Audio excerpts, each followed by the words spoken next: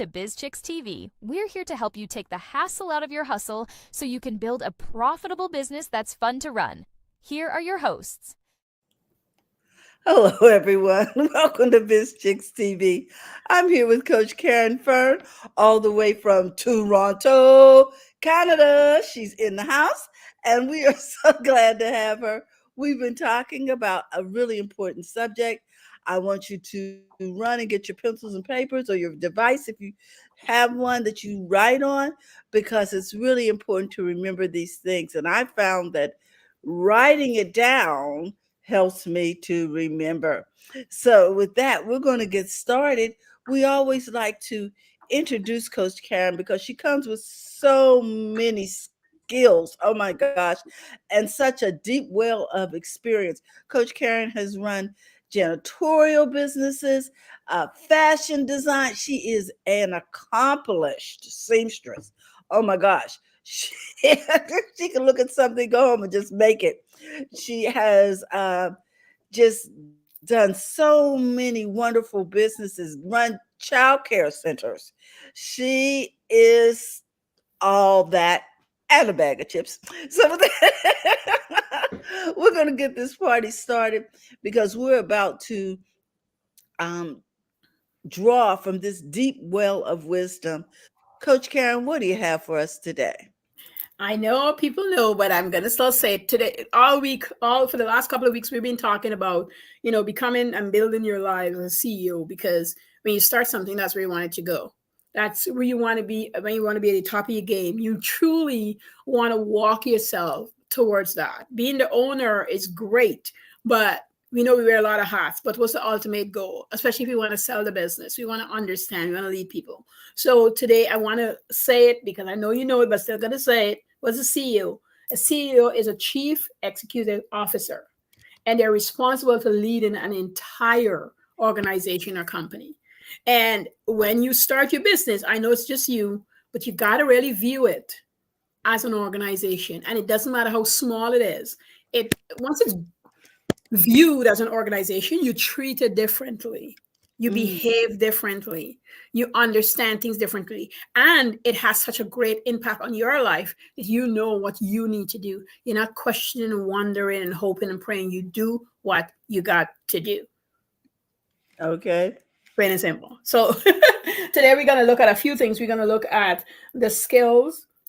We're going to look at Pacific Path and continuous learning and what that should look like for you. Because we've been talking about it for a little while now. So I'm hopeful that you've been paying attention and taking care of things that you need to take care of. Like last week, we talked about, I went a little more in depth about the building out of the schedule and why that's so important for you. That should be important whether you're CEO or not. But at this level, you don't want to be scattered. And if you are, I'm not saying that life won't throw you curveballs, but you got to find ways to adapt and be with it. And I tell people simple things.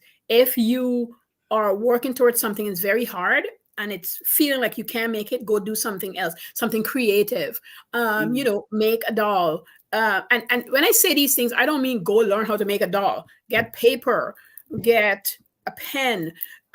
It don't have to be the greatest of anything. It's just the thing you're doing, and it takes away that pressure from the other thing that's going on outside. So that's why I'm saying it to you. Draw shapes, go along dotted lines, like do something so creative that you fully immerse in it. So that when you come back out, you understand that's the skill you've been teaching yourself to come back and do it in the role that you need to perform. And so we're talking today about building skills and Pacific Path and that sort of thing. And skill comes in all form. But one of the big things for CEOs, we have to really understand leadership.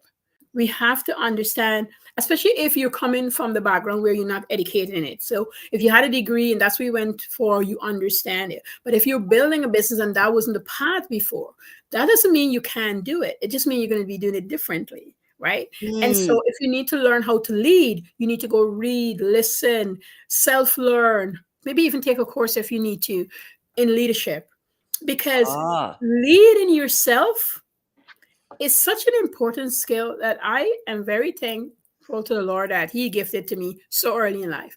I didn't even know how important it is to be a leader, and He just gave it to me. And it's Hmm. simple, you know. Leadership sounds difficult, but it's simple. I remember when I first had the opportunity to lead, my grandmother said to me, she says, Karen, anything you want to do, you can call upon yourself and you can do it. And Mm. I thought to myself, what a load of yes. And then I asked again, anything. And then she opened and let it be because I was responsive to it. So leadership comes with that. So if you decide you're going to lead, you can't second question, second guess yourself and say, I can do it. You have to actually do it. Now, there's consequences to what I'm talking about, and consequences is there for everything we do. So it's neither here nor there. So you have to develop that. So I mean, you have to talk to people, not in a harsh way, but with authority in your voice. It don't mean it's loud. It don't mean you're confrontational. It just means that you say to the person, I'm going to turn the light on. And then you're not explaining yourself and you're not going around in a circle. You're turning the light on. And if they ask Mhm. why, you're not being upset to not tell them why. You explain why. And it's okay to explain why. But you're not moving from the idea that you're turning the lights on. Sort of Okay. how you build yourself into the mood in case you're wondering. And so some people said, well, you know, people don't listen to me. That's why I don't like to lead people. Well, they're not listening to you because you're second guessing yourself. That's part of the big thing. And that's building into your confidence situation. And confidence is built by doing and doing and doing because you don't get everything right the first time. You know, I know as a little girl speaking to my teachers, it was never in a rude way, but if I want something, I'll go and ask for it and I'll have a conversation. I'll book time with my teachers to do so. And they used to be mostly astonished that I would want to book time to talk to them about something because most kids are playing around and not doing that. And so that's where my training started way before schooling or what have you.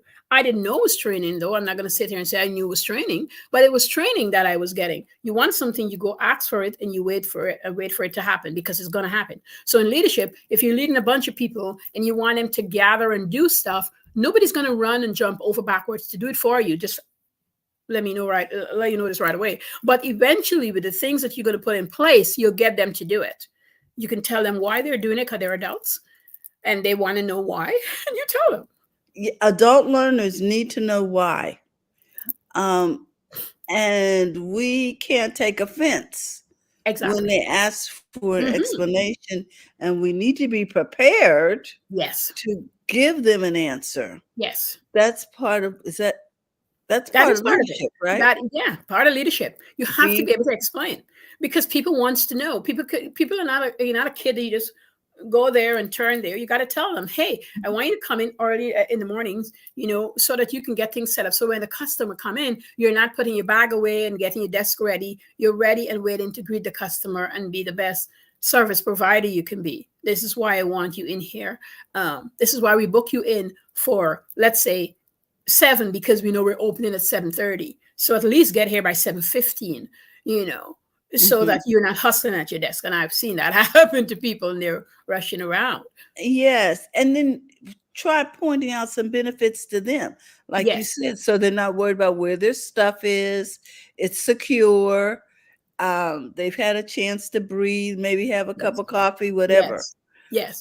You're Mhm. helping your co-workers at the same time. You're not mad at them, they're not mad at you, you're not disrupting the work day. And you feel better at the end of the day when you left knowing that you did your very best when you came in today. You know, you have the conversation with them. Mhm. You're still leading, you don't have to be authoritative and carry on. You're still leading from a good place. And they Mhm. understand that. You know, I didn't have that situation when I first did my first hiring. I remember sitting down and it was my sister. She said, you don't need to tell me all of that. And I said, I do need to tell you everything. I have everything written out. So we are sitting and talking about it. And then when there's a problem, you want to come to me, no matter how bad it is, so that we can work it out. Mhm. And because I was so upfront and I paid on time and did all the things I said I was going to do, she encouraged her friends to come join and get jobs with me. Now, I Wow. feel if I wasn't leading well, that wouldn't happen. You know, the trust wouldn't be developed. This is why when Yes. people own companies and you hear people will say, you want to go work for so and so, that's because of how you had led that they feel Mhm. they can introduce a friend, a sister, somebody to work for you because you're a good company, because there's good leadership, yeah, benefits, yeah, money. But although people want money, They still want to know they feel good at work. They still want to know that you care what happened to them. Every time I hear somebody in business who was leading a company and say, I don't care what's happening to her. If she doesn't show up for work, that's all I care about. And Wow. please don't, Wow. and don't say it publicly, because you don't know who in this group know the person or know of people. Have Hmm. this discussion in your company and don't come and spread that. I said it as nice as possible. I told her exactly. I said, you can't do that. And quite a few people are behind me. Older ladies, younger people are like, that's not the way you treat somebody. Remember when you Because work? what the people around you hear that you're speaking to is, you feel the same way about me. Mm-hmm. Mm-hmm. Mm-hmm. Okay, now I'm Yes.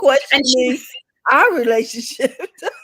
yeah, she lost the supervisor within the year. She lost the assistant supervisor, and three other people, they went and started their own company and decided. She came back in the group and telling us, and everybody says, well, we were in shock. You can't say that. The woman called you and she said, my husband is not well, and my daughter, we came back from the emergency. I'm going to take today off. Depending on how they feel, I might need the full week off. And you said, I don't care about that. Like, your personal life is your personal life. Let me Wow. know if you're going to come in Thursday or Friday. She just left you. You lost a good worker. And she told us the girl was good. She came in Hmm. and praised the woman. You cannot do that to people. I know you think money's going to keep them, but money's not going to keep anybody if you treat them No. like garbage. People have to learn over time. People always know, but now, a while now, people realize they have options. So if you want to be a really, you want to be a really good leader, you want to care for people. You want to care for the person who is mopping your floors, to the person who's bringing in tons of sales. You want to care for those people. And those people are going to always take care of you, your company.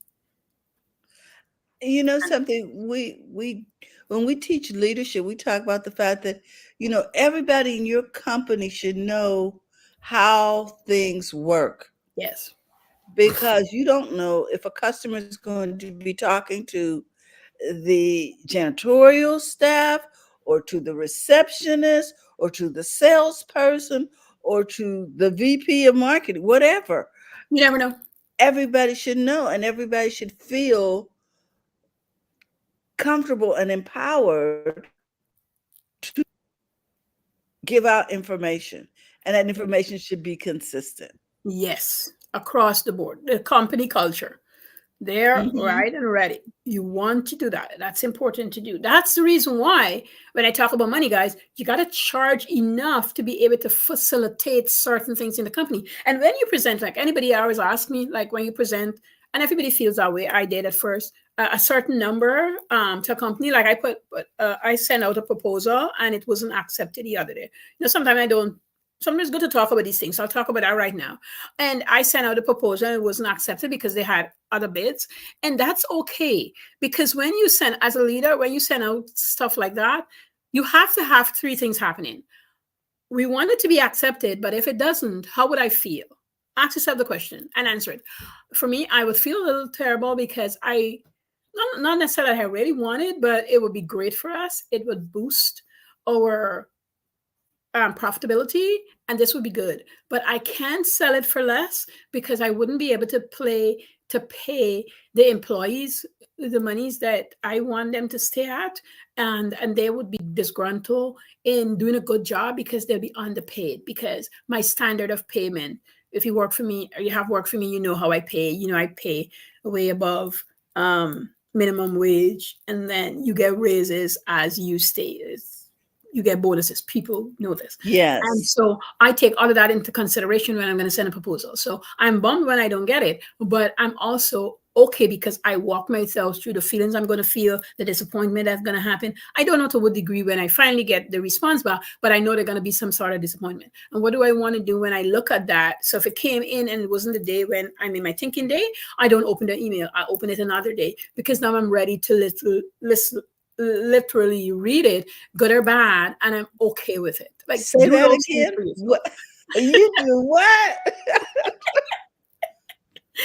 I wait for my thinking day, which is Tuesdays. Like, I sit with myself. I do a lot of thinking. I might go out and just walk around. I might go to the store. I just have a day where I do work on the business versus in the business. So business is part of it, but it's part of self-care and things together. So on that day, I could open the email and good or bad, I take in what I said. I'm gonna feel a little bad. How bad, from 1 to 10, how am I feeling about the no for that thing, to put it Mhm. simply.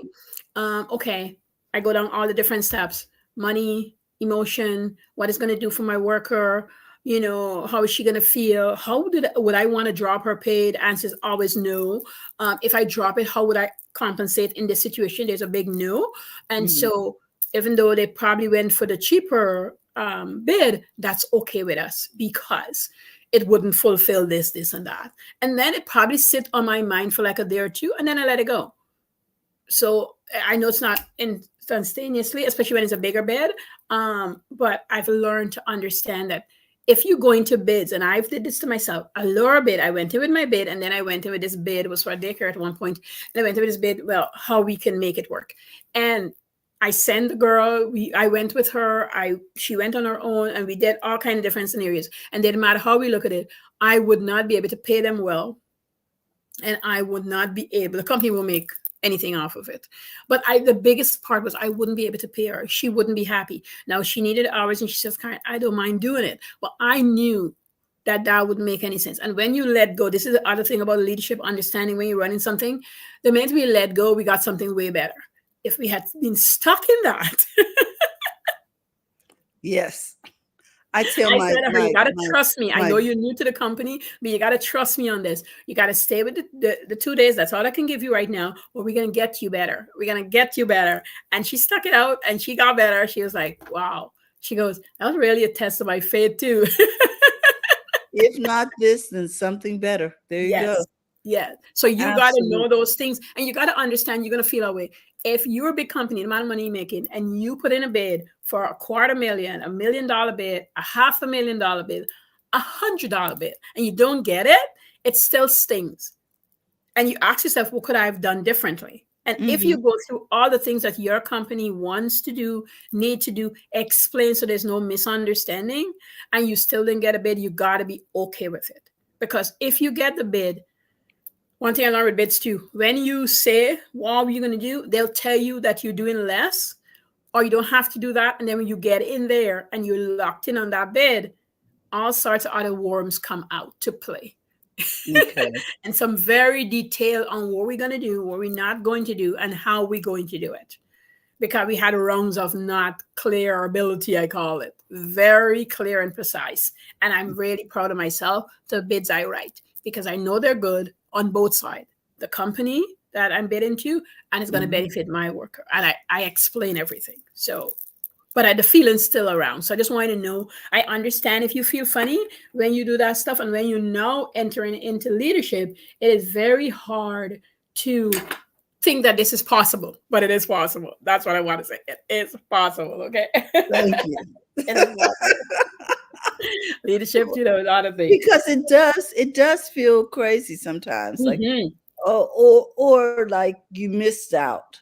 Yes. Um, and a lot of times that fear of missing out will make you take a bid that is not profitable. Mm-mm. You just do signing up for busy work, and in some cases, you're signing up to pay the customer Yes, that's it.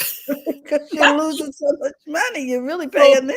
so on point, Terry. I used to run a plumbing company for a guy. I was the office manager there, and we were bidding some big work to the government and contract and stuff. And he wanted one so terribly, and he's like, Karen, I don't care. And I said, if you take this and they say yes to this bid, you gonna barely pay the people. You wouldn't be able to buy the kind of plumbing things you need. The big pipes that they're not supplying this stuff. You still have to supply it. Like I went into number line, like I Excel spreadsheet him, and he was still arguing with me. I said, you go ahead. I'll still write the bid. That's my job. I get everything set up. I have everything set up. I said, have your accountant look it over. Forget me. Have your accountant look it over, which she did.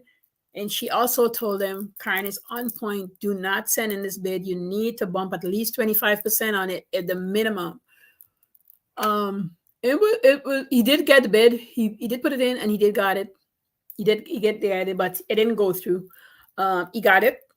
He went through the whole thing. He went back with them, and he went back to bid that the bid was fine, but he need to be paid separately for the material. That's what he's trying to do, to show them how he was cheaper. And they said, no, he has to supply everything. And it would have cost him instead of gain him. But he said, Caren, I just want to get in there. I said, no, you don't want to get in there. That's a government contract. That's a 5-year contract. You can't get out of it before the 5-year. And nobody's going to be working for you after year 1 because you won't have enough money to pay them.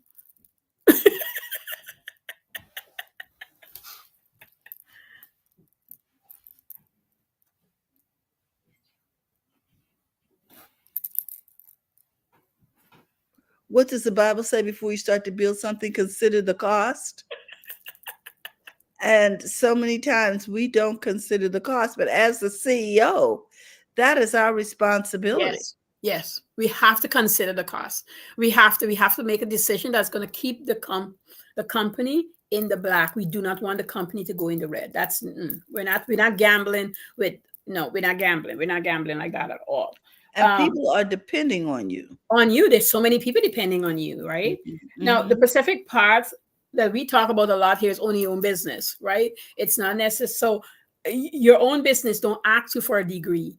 It doesn't ask you to have bachelor's, master's, whatever. But what you can do is you can have your own master's degree in terms of mastering whatever it is you need to master. Okay. And be proud of that. Don't go into anything thinking, well, I don't have my master's, so I can't. No, I can, and I will, and I'll learn how. But you have to give yourself the time to do it. As I said last week when I was talking to Fran, you have to give yourself the time. The speed that everybody wants you to work at, the human brain just don't do it. Or do it, but not very well. So you have to give yourself the time to learn the things that you didn't learn. You got to know. That's why I tell everybody, when you start a business, you have to give time for working in the business, working on the business, study time, and time to rest. Those 4 things are important. And the big number 5 is understand money. You got to understand money. I don't care if you don't like it. You got to understand it. You don't have to sit down. You got a bookkeeper, you got an accountant, but you got to understand money so that when these people talk to you, you know what they're talking about. That's why you have to understand money. You can't run away when you hear big money. You got to understand it to grow with it. And when you're the path of self-business, all the things I talk in advance, schedule, get yourself ready, doing all that sort of stuff, you got to have it documented. I have the blueprint for my bookkeeping company, and it details what's going to happen, when it's going to happen, the money to make within it. Like, you need to know those things, even when it's not happening. And when nothing is happening, you need to build small. Being a CEO don't mean you big right away, especially when you're starting out. You're the small CEO, but you have plans on growing big. So you start with small things. Let's say, I'm giving you an example that is so easy to do. You want to run a $500,000, a $5 million, whatever size company. But right now, all you got is $5 in your pocket. And you know in your heart of heart, you can do it. Whatever you would allot, you would pretend that $5 is your 5 million company, and you allot the money just as though it was this big money. You pay attention to every penny. And now you're visualizing and starting to map out how this money is going to work for you, where it goes. So if there's debt to be paid off, I'm going to pay a penny every week here. I'm going to pay 25 cents every week here. Now, in the real world, when the money starts growing, it's going to be $25. It's going to be $2,500. You understand? But you're understanding where in the lineup, in the spreadsheet, this specific number goes. And you can write beside it, this $5 represent the $500 it's going to cost me for, I don't know, the tech stuff. This $10 is a representation of the $10,000 that's going to cost me for the hardware, if it was the kind of a business. Whatever that thing is, I want to have a representation of it, but I want to have a detailed note of what it's representing. So the brain starting to understand big numbers that's going to come your way. If it's a simple thing as making bags for sale, you got to find out the material cost everything, thread, needle, how often you lose your needle, how much bobbin you're gonna need to have set up, the packaging, the marketing stuff, thank you cards, the paper you're gonna wrap them in, the tissue paper.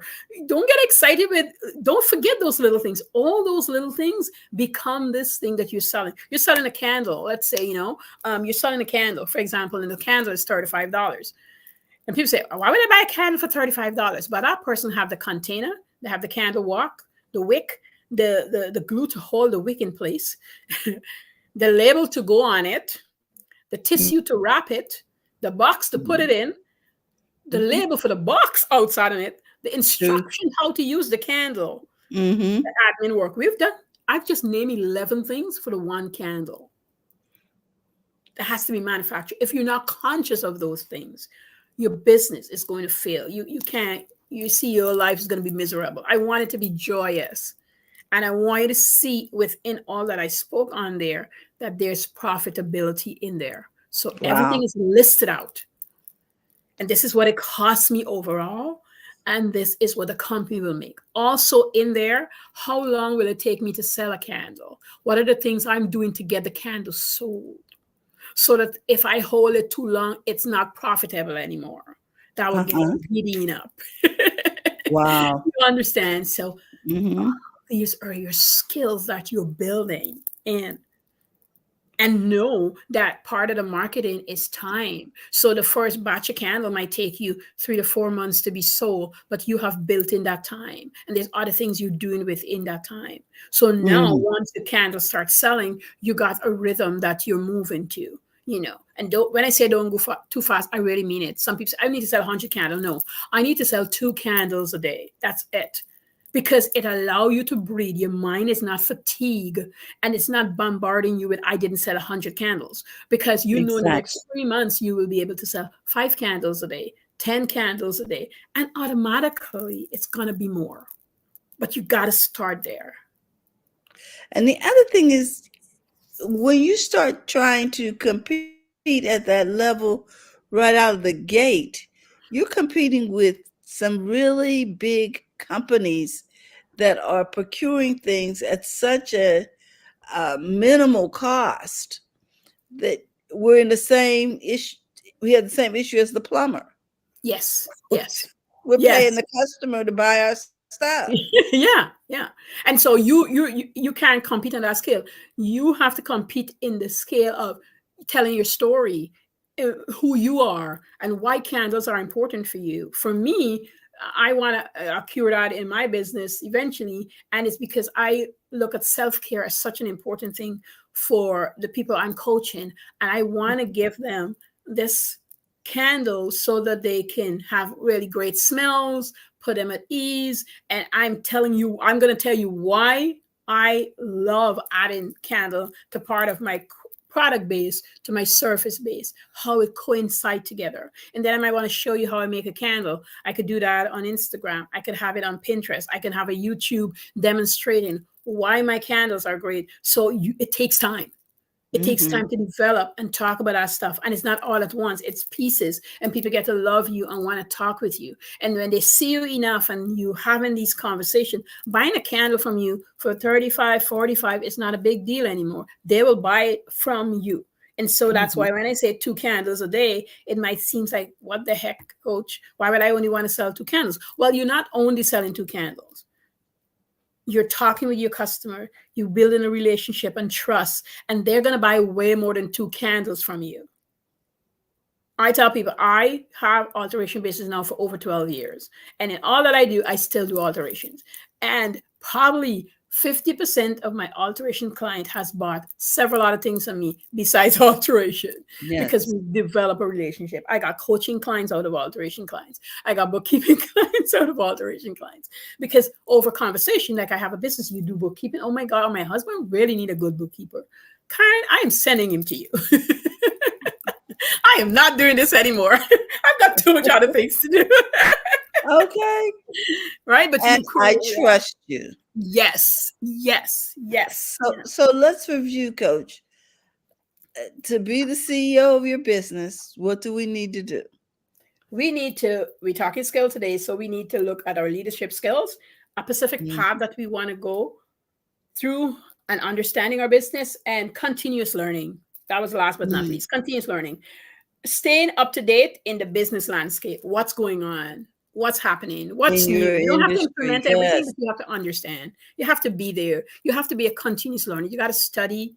You got to read. You got to be involved in and on your business. Don't listen to people. I only want to work on my business. You need to work in and on your business. You need a Mm. combination of two. I had a very good friend online, just an online friend. She runs a great cleaning company, and she was talking the other day. She said her manager says, "You've been away for a while. You need to come back and clean. You need to come in and Oh. literally clean for 2 weeks because I think you're missing your edge." And she said, "I didn't like it. I'm pissed. She said, I'm mad, but I, in a bit, not all the time, but to that, oh, I don't need to do that anymore." She goes, "And I went in and my manager was not lying." She says, "I've been filling in for two girls and I was beat tired. And I realized I say I appreciate them, but I was falling off the wagon." So the 2 weeks, she went for 2 weeks, but she stayed 6 Mm. in the field, talking to the clients, talking to the girls, talking to the newbies, talking to everybody. She's just been, because she had to move for different personal reasons. And she says, it was amazing. She was feeling energized and saying, "This is why I started this company. This is why I started this company. I don't need to clean every day, but I need to come in every now and then and see what's going on. Even just bring coffee and talk to the girls. I need to get my butt in there." Mm-hmm. And Mm-hmm. CEOs who come in and walk around and talk to people, I got to tell you, the people feel good. The guys feel good. The girls feel good. He popped in this morning. The general manager came in. He brought us donuts and everybody coffee. He remembered that I like mine black and you like to set of sugar. Yes, he did bring sugar. And yes, he did bring creamer. But he said to you, "Penny, I know you love black coffee, but you like a lot of sugar. Here's the 2 pack of sugars for you. And I know that you love the donut with the strawberry filling." See? Yeah. And she's like, "You remember that? I haven't seen you in so long, John. I can't believe you still remember." He said, "How is the kids?" And she says, blah, blah, blah. And he's like, "Say hi for me. Tell them Uncle John still remembers." Now see, that goes a long way. That goes a long way. All their Penny's quick, quite happy. She's going above and beyond. She's talking to the customers like crazy because, he popped in and he remembered that she liked donuts with strawberry filling. Wow. And asked about the girls that finished university. He knew them when they were young. She started there when they were in high school. Remember, know that they're in university, know that they're gone to London and get a new job, and still inquiring how her daughter is. And she missing her daughter at the time. You know how powerful that is? That is really, that really makes you feel like you're part of something bigger. Right? So you want to be that kind of CEO, guys. That's the kind of CEO you want to be. You want to run your company well. You want to let people know that you care about them beyond the paycheck, medical, whatever you pay for. Them as a human being, top of the list. You care for them because they're a human being, period. Guys, you heard it here from Coach Caren. Have some empathy. Care about your people. Mm-hmm. And demonstrate it in how Yeah. you treat them, how Yes. you interact with them. Mm-hmm. Coach, we learned a lot about being the CEO of our businesses today. And we thank you for that. I just want y'all, you can find Coach Caren over on Facebook. And let me stop this because it's a little distracting here Yeah. with your name and the number. Okay. Let me see. I've got a new thing going here. So here we go. So We got it. yeah. We want you to know that you can find Coach Caren over here. This is so long. I'm going to put this in the chat. Yeah, that's Ken and I was saying too. Yeah, She said she's we're going to going to find shorten it. a quicker way for you to get to Coach Caren, and that is you can find her over on her Facebook page, Profits in Daily, Yeah. Coach Caren. Also, we want you to know if you're looking to connect with Coach Caren, you can connect with her through us. Yes. Simply, text us over there at bizchicks.net, or you can join our community by texting biz to 33777, and we'll be glad to make sure you make that connection because Coach Caren is a valuable asset to the BizChicks community, and we know she'll be a valuable asset to your business and to you. So with that, we want to remind you, it's okay to make money in your business. Yeah. So go to the front Front of your own line. Yes, please. Have a great day, everyone. Yes. Bye-bye. Thank you for tuning in today. We trust you've learned something to help you build a more profitable business and take the hassle out of your hustle. See you next time.